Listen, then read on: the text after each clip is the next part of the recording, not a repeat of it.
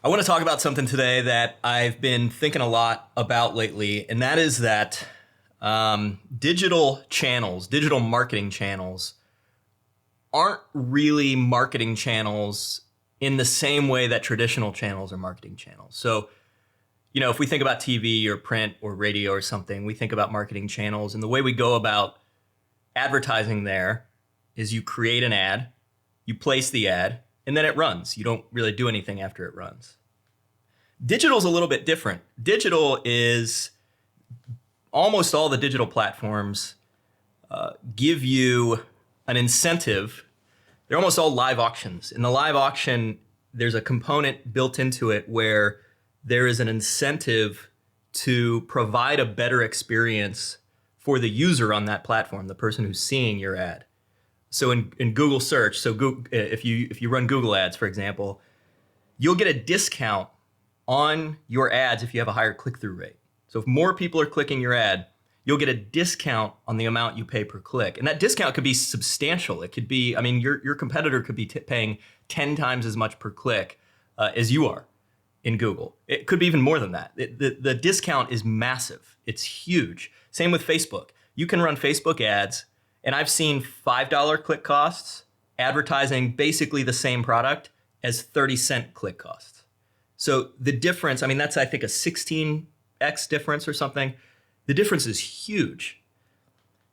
And the platforms do that because they're trying to provide a better experience for the user. They're not just selling the inventory to the highest bidder. They're selling the inventory to the highest bidder, but then also factoring in, is that bidder providing a good experience for the end user, the person who's viewing the advertising? And because of that, digital channels are different. They're not the same as traditional channels. When you place a TV ad, all of the effort goes into figuring out what to advertise, how to advertise it, and the production of the ad. And then you place the ad. And that's basically it. Then you're done. With digital, because of the huge discount you can get, and because it's just not really cost effective if you don't get some amount of that discount. You can't run 10x your competitor's ad costs for the most part. Nobody can really do that sustainably in digital.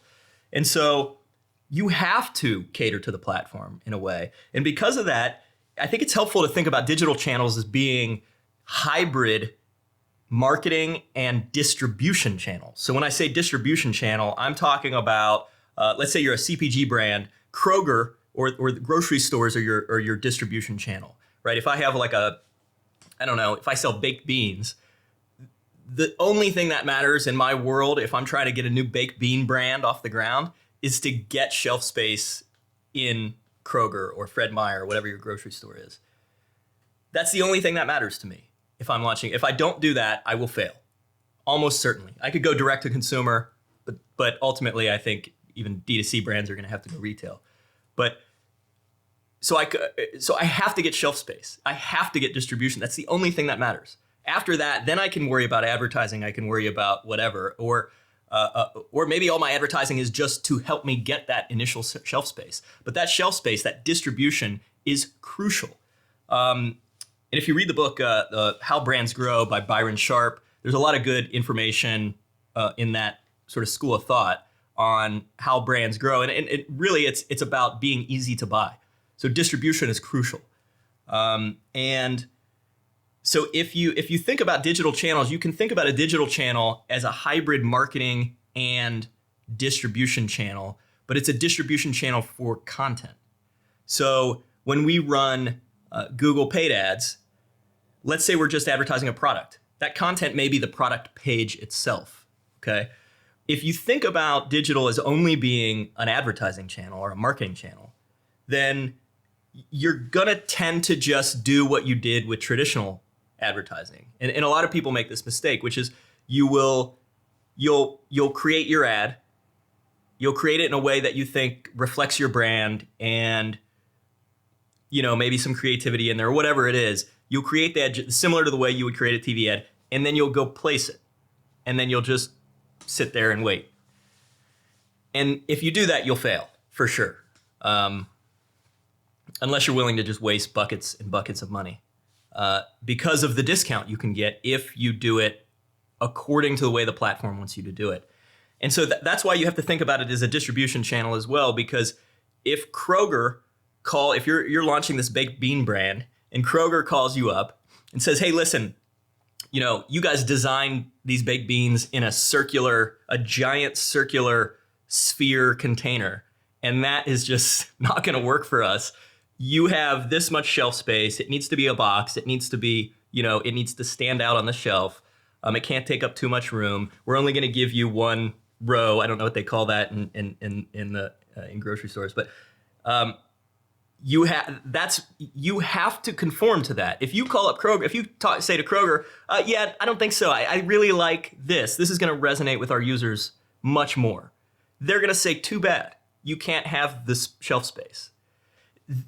That is really how you need to think about digital. You need to think about digital as it is a marketing channel. So you have to think about your brand and the message and all this stuff. But it's more complex than that. You have to take it another level and marry that with knowing that it's a distribution channel as well and what that means. So for example, in Google Ads, if you create ad copy, this is a common mistake we see. You create ad copy that reads like a magazine ad. It's sort of like it might, it's not really direct to the point. It doesn't include the keyword. It's got sort of like what I'd call sort of fluffy marketing language. I don't mean that pejoratively. I just mean that it's not geared towards search. And it doesn't include the keyword. It doesn't follow certain best practices. You will pay an enormous amount more than your competition. And then I can go and there's a competitor, create an ad that is geared toward Google Ads, geared toward people searching. But then also marries, your brand and your product and what's unique about it and all that kind of stuff. Sort of marries those two things. I can take into account that it's a distribution channel as well, and I'll get a 10x discount on my clicks. And you just won't be able to sustain your advertising if you don't conform to the channel. And that's because these digital channels are distribution channels. Same with Facebook. If you go into Facebook and you place an ad, just any old ad, it's probably not going to do that great. You have to place an ad understanding the channel that is Facebook, the distribution channel that is Facebook. You have to understand the marketing message you're trying to get across. You also have to understand the distribution channel that is Facebook and what's unique about it. People are scrolling. You're trying to interrupt their scroll. You're trying to get them to stop scrolling. You have to capture their attention. Something has to be sort of compelling for that to happen. And if you don't do that, you're going to pay a lot more than your competitor, and you might just run out of money and not see the result you're looking for. So if you start to think about these digital channels as distribution channels, distribution for your content, you start to see things that really make sense. I saw TransferWise did something. They're a money transfer company, and I believe they just allow. I know almost nothing about them, but I think it says a cheaper, faster way to send money abroad. And I discovered these pages on the site. They have the routing numbers for all, probably not every bank, but a lot of banks around the country, broken down by state. So I'm looking at a page right now. It's the Bank of America routing number in Florida. And it's just a page that lists the routing number. And what's fascinating about this approach, and they have all these pages, and it lists the routing number, and then right after that is an ad for TransferWise. It's a landing page, routing number. Here's your routing number. Here's a link to all the routing numbers by state and by bank. And they built out this huge database. And what's genius about this is those keywords have huge search volume. I spot checked, and it's like hundreds of thousands of searches a month per bank for the routing numbers. And the banks are not making it easy to find. So if you go to Google and you search Bank of America routing number, you have to go to like some Bank of America page that lists like all the banks. Then you have to search your bank and then find your bank. It's just this cumbersome process. It's nothing like this where you search Bank of America routing number. Google knows where you're at. They know you're in Cincinnati or Oregon or whatever you're at. Google will show you the page for your bank, Bank of America, in the state that you're in on this TransferWise site. And TransferWise is ranking like number one for almost all of these keywords. Now, if you look at this as a marketing strategy, it doesn't make any sense, right? Why publish content on routing numbers for all of the banks in the country in every state, spend all this time doing it, building out these templates, what's the point of that? If this is a marketing strategy, this has nothing to do with our product. Like, of all the people searching, if you think about it, of all the people searching for their bank's routing number, maybe a fraction of a percent of them are about to send money internationally. And then maybe even a smaller percentage of them are about to send money internationally, but need a new company to send money internationally. Like, don't already have it like through Western Union or something, haven't already decided. So of all the people searching for the routing number, the percent that actually are going to become TransferWise customers right now is probably very, very low. I'm sure they get some customers from this, but it's probably very low. But if you think about this as a distribution strategy, and you also consider how a lot of Byron Sharp stuff on like how brands grow, right, which is greater distribution, just growing salience, making people remember who you are. You know, when they think, I need to transfer money internationally, who do they think of? Hopefully it's Western Union, and TransferWise wants it to also be TransferWise, right? It's probably going to be Western Union Transfer. Is Western Union still around? I'm not even sure.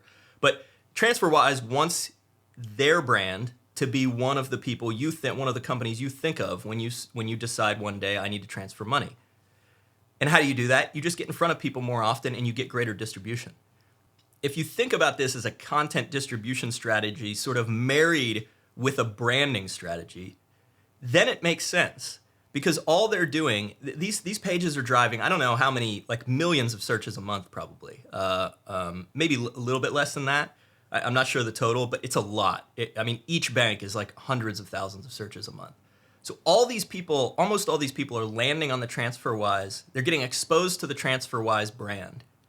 What does that do? That increases salience. So all they're doing here, if you think about it, it's similar to running brand advertising for TransferWise targeted at like a financial audience, people interested in financial topics or something. If you were on Facebook, you might be targeting people interested in money, in bank accounts, in credit cards, and blah, blah, blah.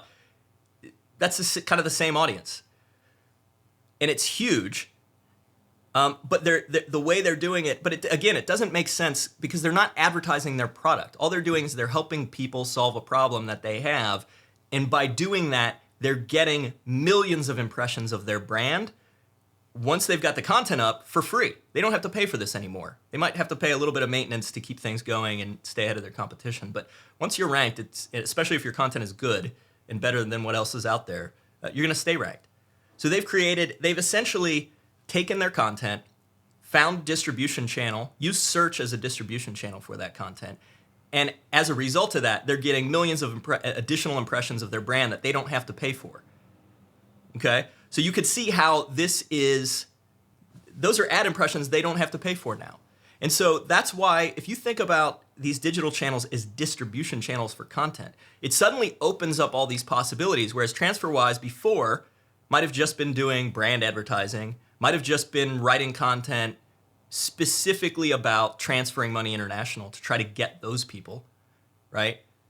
But if they've changed their strategy here where they've expanded it because they're thinking about search as a distribution channel for content, and they're using that just to get additional ad impressions for a low cost. And that's how you have to think about digital. You have to think about digital, how do I get my brand in front of more people for lower cost? And often the answer to that, very often the answer to that is not obvious. It's not, let's just publish content on exactly what we do. That's a good idea. You should usually start there.